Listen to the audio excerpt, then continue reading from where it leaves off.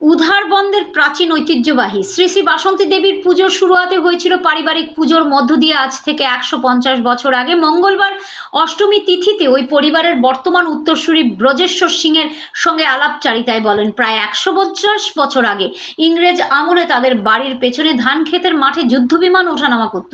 তাদের বাড়ির পাশ দিয়ে সেই সময় তার বাবা ব্রজবাবু সিংহ, জ্যাঠা ব্রজবল্লভ সিংহ ও কাকা ব্রজমণি সিংহ বাসন্তী পূজার শুরুয়াত করেন। তাদের বাড়ির পারিবারিক পুজো থেকে উধারবন্দে বাসন্তী পূজার শুরুয়াত হয়েছিল।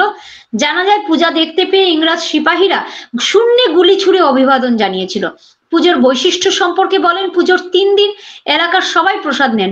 নবমীতে অনুষ্ঠিত হয় কুমারী পুজো। ৭টি শিশু অবস্থায় থাকা মেয়েদের বেছে নেওয়া হয়, তারা গিয়ে নদী থেকে জল নিয়ে আসে, তারপর তাদেরকে পুজো করা হয়। উধারবন্দের পারিবারিক পুজোর আয়োজক ব্রজেশ্বর সিংহের বাড়ি থেকে সাংবাদিক নিহার কান্তি রায়ের রিপোর্ট। এনি 24 চ্যানেল থেকে ভয়েসে স্বর্ণালী মিশ্র।